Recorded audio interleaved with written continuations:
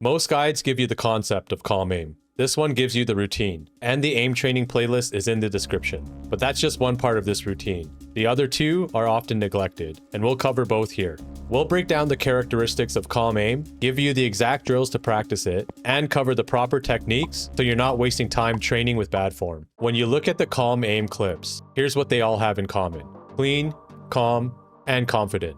Let's start with clean aim, and it comes down to two skills. The first is stability. When you see calm aimers navigate the map, clear corners, or track enemies, you'll notice there's no shakiness. So the first drill in this playlist trains that. Centering 2, 180, no strafes. This drill emphasizes keeping your horizontal tracking relaxed and consistent. Any shakiness pulls your crosshair off target, and too much tension will tire your hands out fast. So track with less tension on your grip. Second is clean aim. It shows in two things: accurate flicks and perfect timing. To practice accuracy, play the next task: 2-shot horizontalish depth. It spawns 2 targets in a wide horizontal spread, perfect for training wide flicks. The goal is no over or under aiming, but if you struggle with that at first, start by under aiming. Slow down as you get close to the target, then adjust and confirm the shot. Keep practicing until it becomes a fast and clean flick. To practice timing your shots on moving targets, play the next task: Headshot Valorant. This trains you to land your first shot when an enemy swings, so you don't have to reset and re-aim.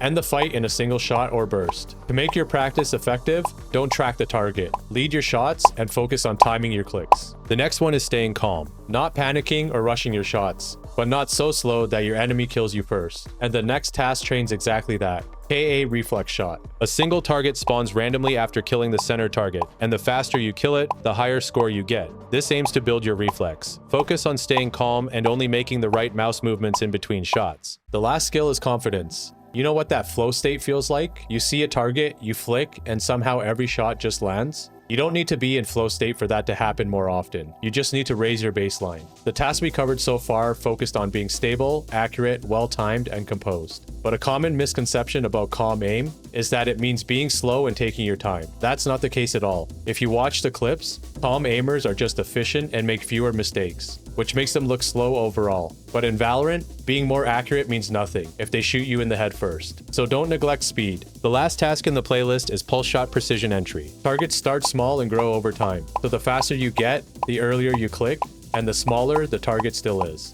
It pushes your accuracy alongside your speed. Now you have everything you need to develop your raw aim. But calm aim isn't just about aim. What comes across as calm aim is a byproduct of 3 mechanics: the aiming skills we just covered, good movement that reduces how much you have to flick and micro adjust, and proper crosshair placement that eliminates the need to aim.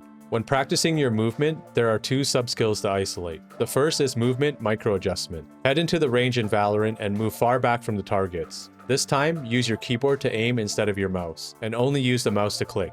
This forces your movement to do the micro-adjustment. You'll start to feel how small strafe inputs shift your crosshair, and that awareness carries into real games, where a small step can close the gap, instead of correcting with your mouse. The second is integrating movement into your flicks. Remember the flick drill in Aimlabs? In-game, it's actually easier because you have movement. Instead of under-flicking and then micro-adjusting, your mouse only needs one motion. Make the flick, then finish your movement. Here's a good setup for this in the range. Pick raise or mix. Turn on practice mode, and use their ability to push targets to the side. Either keep 2 in the center as you push the rest, or push everything and kill 2 so they respawn back in. Now position yourself on the side so the push targets are behind you, leaving just 2 in the front to practice your flicks on. Now that you have your raw aim and movement in place, it's time to practice in a more realistic environment.